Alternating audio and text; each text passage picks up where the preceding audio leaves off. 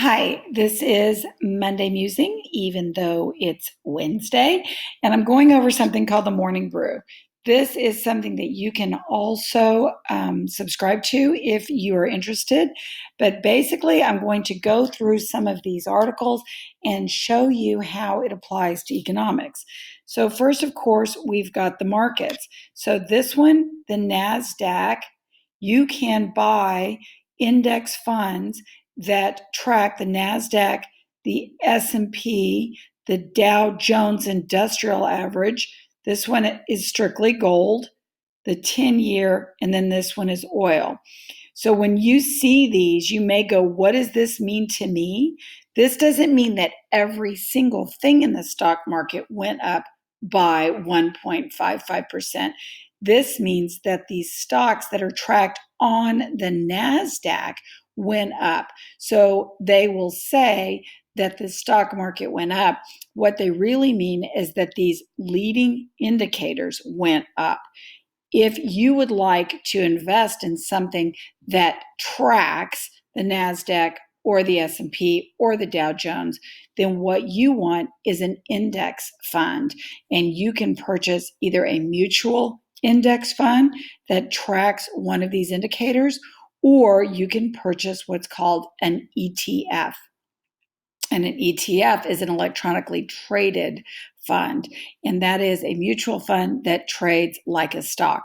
So if you have questions on this sort of thing, or if you would like for me to do a deep dive strictly on how to invest in this type of thing, send me an email and maybe that will be in one of our upcoming sessions. So this says U.S. market stocks recovered from Monday's huge sell-off, which is good. Okay, today the Fed will make its monetary policy announcement. One of the things that we're going to be learning later in the semester is monetary policy. Monetary policy is the policy of the Federal Reserve Bank, which is not a part of the government. The Fed is separate. The Fed is the National Bank of the United States, or the Central Bank of the United States. The Fed makes monetary policy, which means that the Fed's decisions are meant to control the flow of money and the availability of credit. So whenever you see anything about monetary policy, it's the Fed and it's all about money and credit. If you see something about fiscal policy, that is going to be the government or Congress, and that will be everything about taxing and spending. All right. We're going to move on here and we're going to talk about Apple. So this whole article is about shares in Apple stock. So shares are up. What does this have to do with economics? It's all about supply and demand. If we go down here, we look at AirPods, which Apple can't make enough of to satisfy what? Demand. So here it's all about supply and demand. What you should be knowing by this point is if demand is high and supply stays constant, what's going to happen? I suggest that you draw a graph that illustrates what I just said, and you'll see that the price will go up. Okay? If demand goes up and supply goes up to meet it, then the price could stay the same. So this is all about supply and demand. And then we say, Cook's been refocusing Apple on services, including, and they go all over all these things that they're doing. So what does that have to do with economics? Well, we talk about goods and services, and the United States has moved from being a goods-based economy to a service-based economy. So goods are anything that are tangible that you could touch.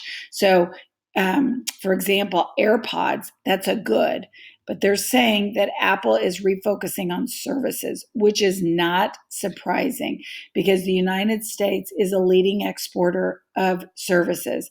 Services are things that are intangible. For example, a doctor's visit, going to see an attorney, going to your personal trainer. Those are all services. Those are intangible. But in addition, entrepreneurial expertise, that is intangible as well. That is a service. Financial analysis, those are services. And those are things that the United States is tops in exporting. And then we go to China.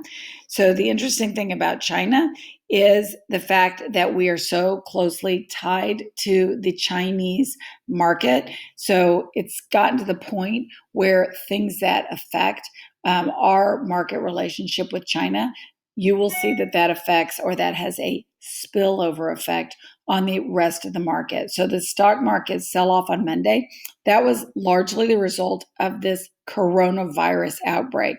So if you say, well, why would someone getting sick affect the stock market? Because it can hurt sales during the Lunar New Year and impact some of the production as plants remain closed around the country. So just to give you an idea, there are billions of people that were expected to travel around China or to China because of the Lunar New Year. It's a really, really big deal.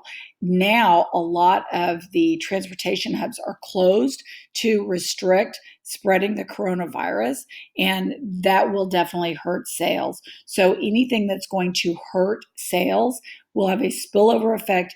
And because we're so intertwined now, it's a global economy. It doesn't only affect China, it affects the rest of the world. So that is what I wanted to go over today. If you have any questions about anything I've talked about, or if you'd like me to go deeper on anything else, please let me know and enjoy the rest of the week.